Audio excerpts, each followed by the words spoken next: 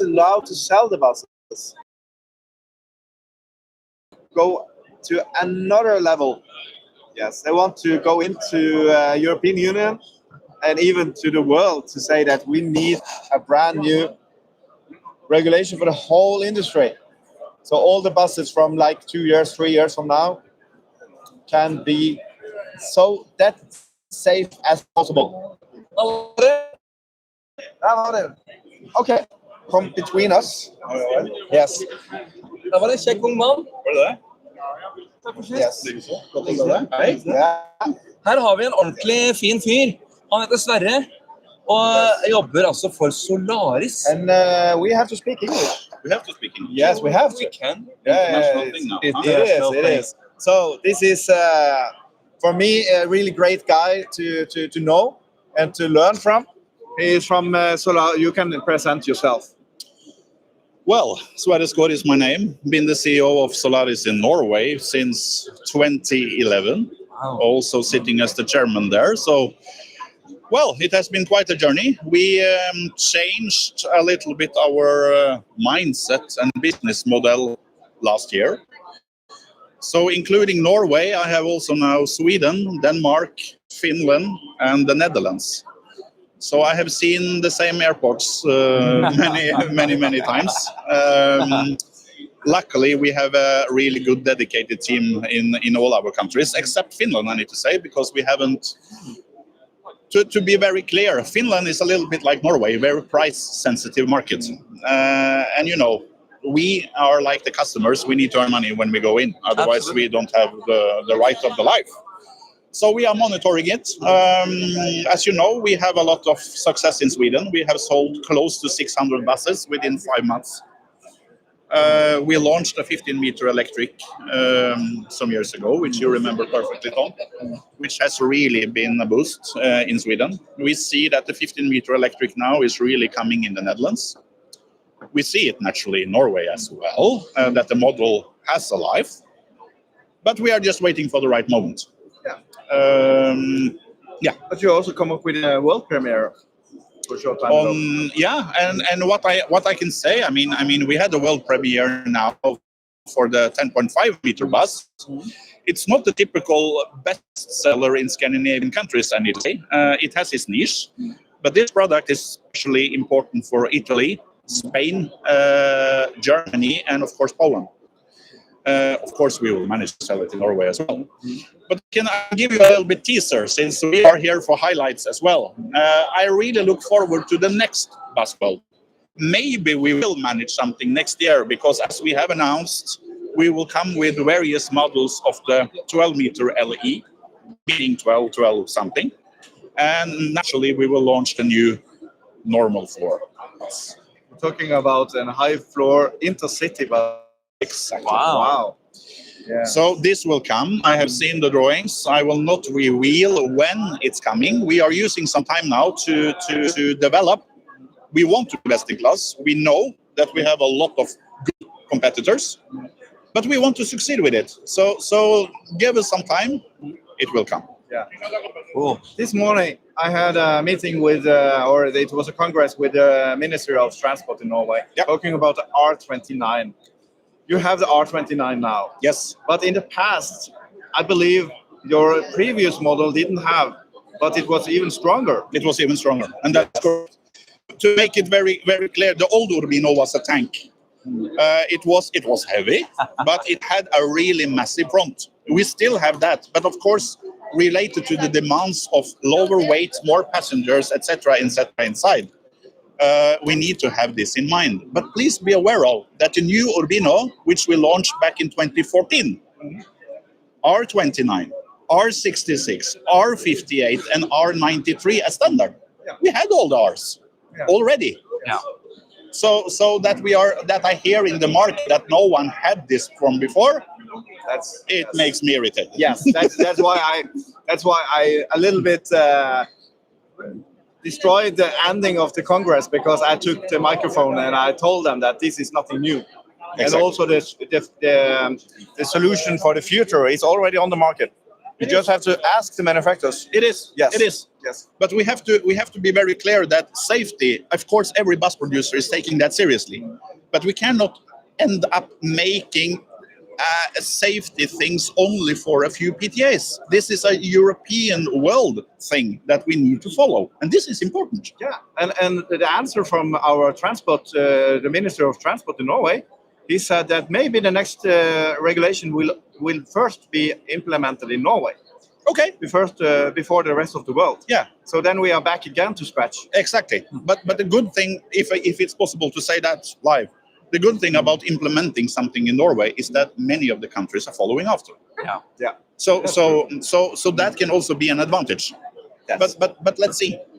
There are more buses in other markets which are more, how to say it, expanded for damages, traffic accidents than we have in Norway.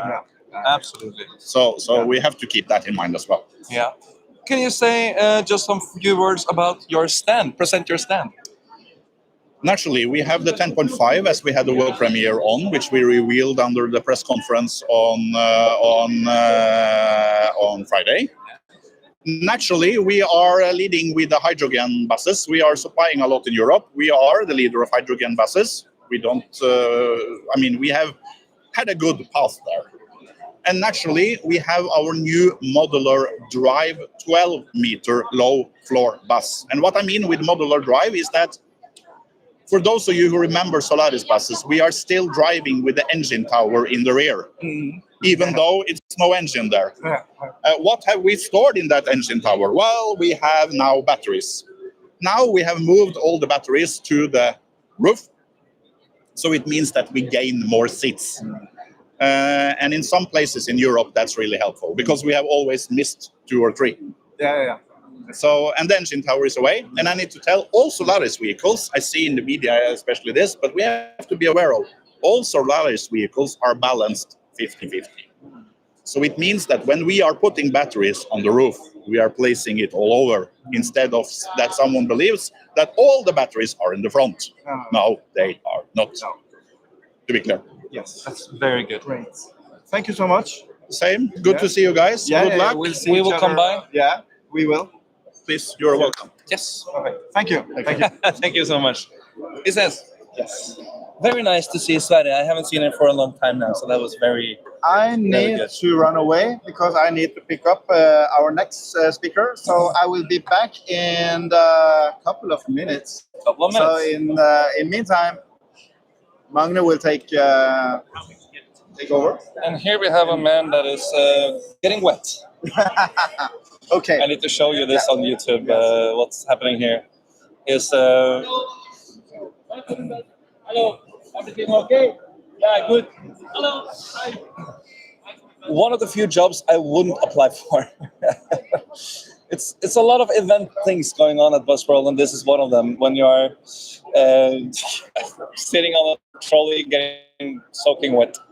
Well, Busjenta, Camilla, you asked if there is any diesel buses here tonight or any diesel coaches. And yes, it is. And before I talk about them, everyone should go in to Busjenta's channel to follow her.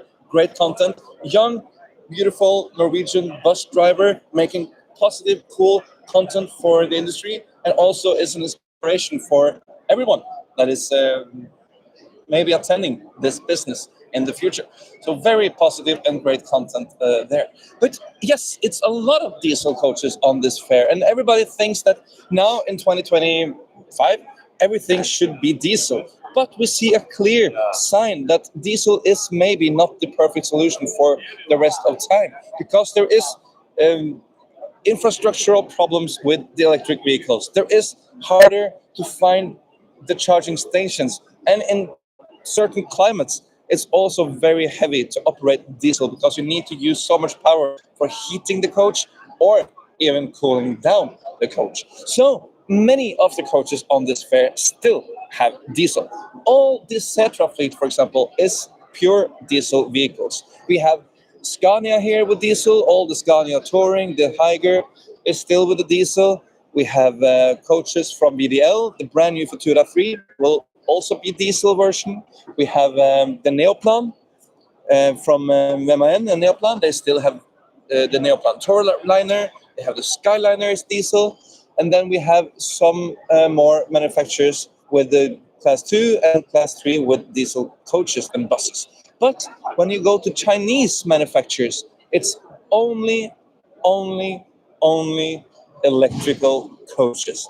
It's so much electricity going on there, and they are really pushing the boundaries to make electricity more attractive. And I think that's great that we get the technology on track, because the European manufacturers are struggling to provide great solutions. I do think they will come, but they have spent too many years to provide the good content.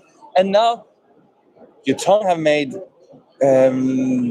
electric coaches for years, many years. And now at this Busworld 2025, 4 days ago, MAN launched their electric coach. And that's the first electric coach in the European business ever. And it's quite amazing that we had to wait 10 years after Yutong came with the first ones. So we do have a lot to learn still, but I do think the reason why it takes time in Europe is because we want to make a great platform.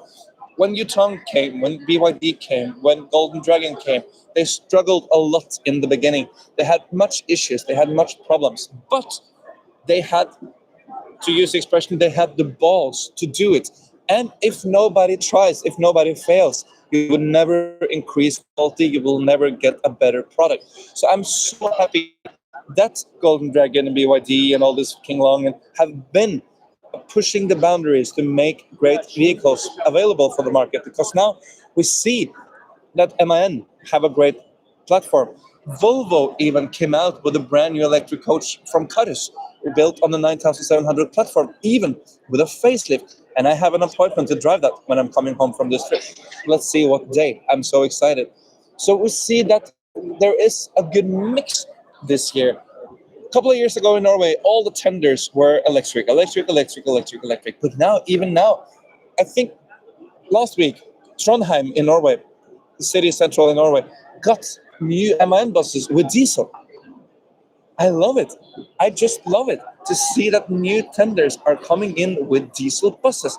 It shows a clear sign that electricity is, of course, a part of the future, but the diesel buses are not dead.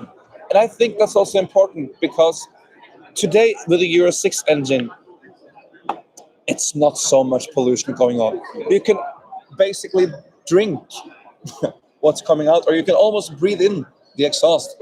Okay, you shouldn't do that. I don't make it do that, but it's a really clean engine today. The only problem with the Euro 6 engine is that we still use the diesel, and the diesel will never be anything we can do anything good of. It's still raw oil. It's still a natural resource that is not renewable, so you cannot do anything with it. You need to have it, but the way it's operating is absolutely very fun. So we will always see diesel buses around the world, and many markets, like in Latin America, like in Asia. No, maybe Asia will start to come there, but in Latin America, at least in African countries, the infrastructure is far from ready to start with the electric vehicles. I was in Italy a couple of weeks ago, and oh, here we have him. You take, I will give you my chair, my friend. Oh yeah. Hello. Yeah. Hi, Hello, my friend. Hi. Yeah, you can take that as well. Oh, It's yes. more easy. Okay. And he will connect everything, Okay. and then we will turn everything a little bit more to you. Yes, great. Oh, and this one as well. Magne, yes, great. Okay. Oh, yeah. We are really lucky to have head of Daimler buses here. You can present yourself a little bit. Oh, well, yeah, I can, yes. Yeah. My name is Till Oberweller. I'm the CEO of Daimler Buses. I've been doing this now for quite some time. So having the experience going through all the, let's say, difficulties also a couple of years ago, now being back in a very, let's say, stable and positive market development, demand has been rising, and that's quite satisfactory. Great. You have a big stand here. I heard a friend of me from US talking about the stand is bigger than UMA they have in the US. Only Daimler. Yeah. And that being European. Yes, yes. No, but I mean, Busworld is to our whole industry the place to be, really, when it comes to exchanging ideas, looking around. That helps you to understand what others do, but it's also very important for us to display what we have developed and how we think as well, because as you know, we are in the middle of a transition from a conventional diesel drivetrain to a more electrified or ZEV drivetrain in general. And I think it displays very well here. We took the opportunity to introduce our new e-Enduro. The e-Enduro is the vehicle that now opens up the next segment after the city segment, because we're moving into the interurban world now, also electrified. And it shows that after now the first years in the city, you could see the very, very steep development of electrified vehicles on the roads, that now the next segment is also coming. And I think that's a very good sign that the bus industry in general can give. And we in particular with our e-Enduro really approach customers that either take people to school or have short travels. So it's a very, very versatile product to support this next step, and up to a mileage of 500 kilometers. Yes, it's great. And then the roadmap comes back. Yeah. Sorry to say, but the roadmap then is by the end of the decade to also ramp it up on the coach side, on the e-coach side. So there's a plan behind. There's a plan behind. So can you just shortly tell us a little bit about this plan for etc. Because maybe you're not allowed to tell so much, but we know there's a rumor that there is a hydrogen, etc. One way, what on the tests? Well, we do, yeah, absolutely. We do test right now a hydrogen vehicle. It's more than a prototype, but it's not yet a serial product. And why do we do that? Because we continue following our dual strategy. Means when it comes to ZEV, we on the one side go battery, but on the other side also at some stage see hydrogen necessary. For the simple fact that for shorter distances, anything up to 500, you can cope with batteries. But we believe longer distances then need hydrogen. And there's another aspect to it. It's not just the technology, but also the availability of energy that might be limited. So in consequence, if we want to serve the total car park or heavy-duty vehicle park, trucks and buses, also for long distance, then we have to move into hydrogen at some stage. That moves us over to a very important topic. This is why we test the vehicle now. Yes, that is the infrastructure in Europe. Actually, that's what you say is absolutely essential. Let's put it into simple words. By the end of the decade, we will have for the whole product portfolio, for all use cases, the vehicles at hand, electrified, battery-driven. And the industry will be prepared. Now, what's essential to really then put vehicles into use and into operation is that we ramp up also on the charging infrastructure side. Maybe it's quite good to see in the city you have a dedicated route logic, and you have depots, so you can have your daily work done, and then you come back to the depot at night to charge. And to a certain degree, that's also valid for the interurban. This is why perhaps that's also the next step now, a customer demand moving into interurban with electrifying. But if you think of coaches, coaches travel long distance. Very often they don't just travel on highways because they have to access tourist attractions, anything that is in leisure parks, castles, hotels and all that. And you need to move also into the, let's say, more rural areas and be able to charge, because this is where our operators take their customers. So that really defines in the end the ramp up of the volume in the market and also demand in the market. So this is why we very clearly often discuss it is not just the vehicle as such, it needs also an accompanying infrastructure that more or less in a more synchronized way is building up over the next years. Yes. But how do we do this? Who is paying for all the infrastructure? Well, who should pay for it? But the thing is, it's a little bit like a hen and egg topic. And I recall very much the year 2018, 19, where also people were very skeptical. Today, we can report that in 2024, we had more than 50% registrations in the city that were electrified, they were battery. So within 5 years, it developed quickly. And the reason for that was because, the new technology, people knew and learned how to work with new technology. So you can do your job and be electric. So it's also on the TCO level today, on eyesight with diesel. Now the same development will also on the tech. But what's important is, there is this initiator. This is why we now decided also to move into public charging, to give the possibilities to coach owners, to coach operators, to charge. And we will take care of the maintenance and also of the charging itself.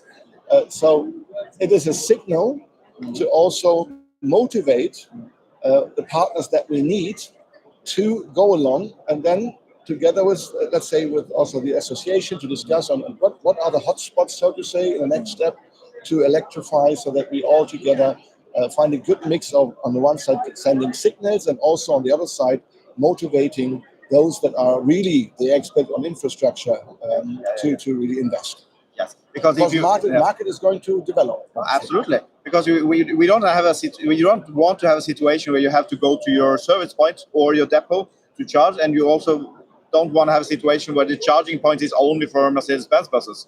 No. When I talk about public charging, obviously it's not brand related. It's brand neutral.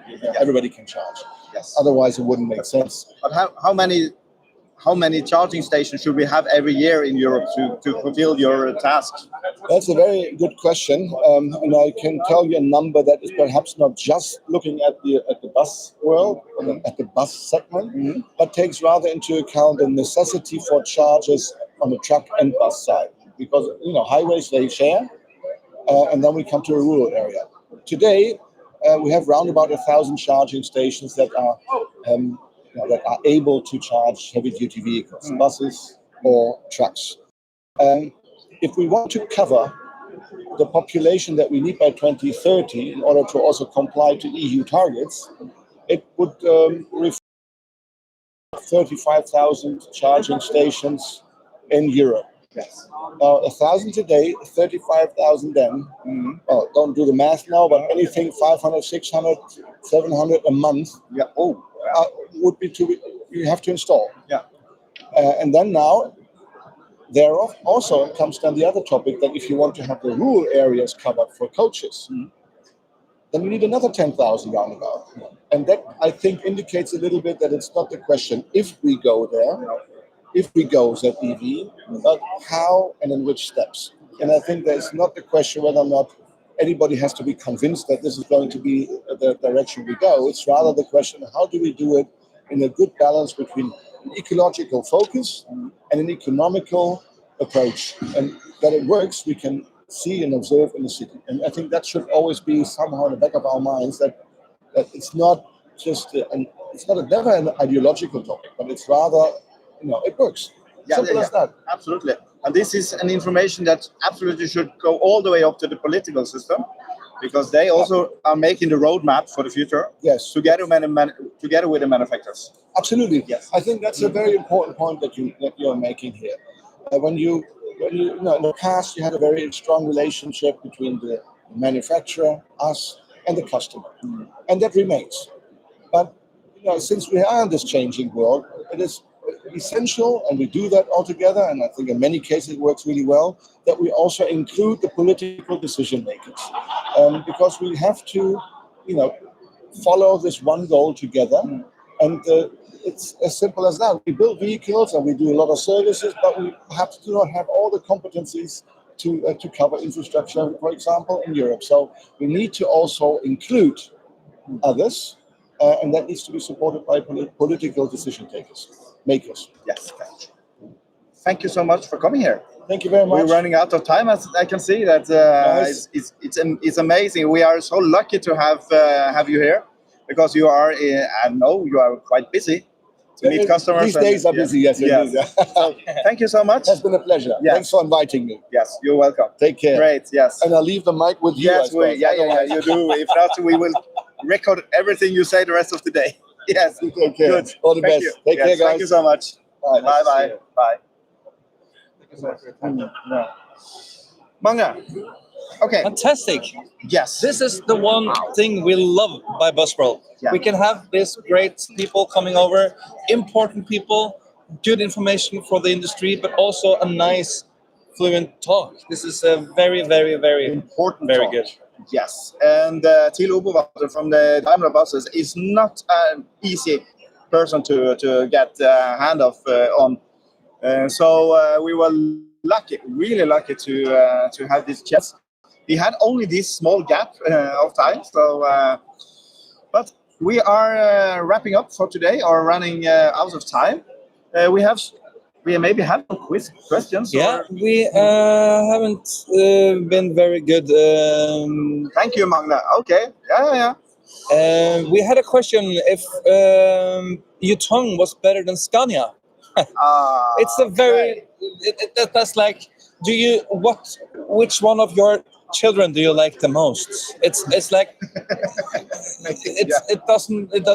it's not a good answer on it, because Yutong is one brand with one price segment. Scania is one brand with one segment, and you need to figure out what kind of operations you are doing. And if you're looking into the quality, it's quite difficult because we need more time to see the quality. Yutong have been on the market for a very short time compared to Scania, but it's important to tell you that Yutong is making the body and the chassis and the complete bus.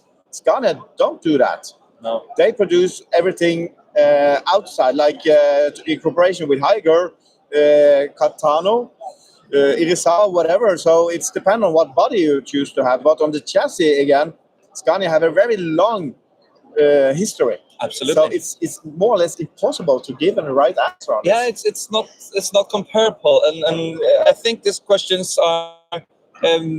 And sometimes we get those questions when we are driving. We are getting the question like, "Oh, is this better than?" or "Is this better than?" You can never answer a great answer. You can never give a good answer on those kind of questions because it's not comparable.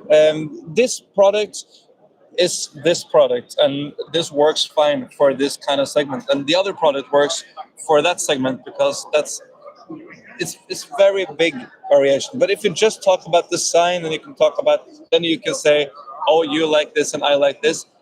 But in the end, everything is subjective when it comes to design, so it's hard to answer those kind of questions. Yeah. Okay, let's wrap it up, and we hope that everyone is back and watch our live stream tomorrow, 12 to 1. We're going to be at the same spot tomorrow because that is the only place with the internet connection. Yeah. Okay.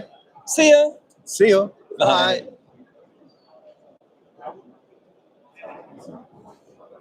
Yes. Perfect. Yeah, absolutely. So, the most when I saw all of the standing here, I was like, that makes you way too much for free. So I tried to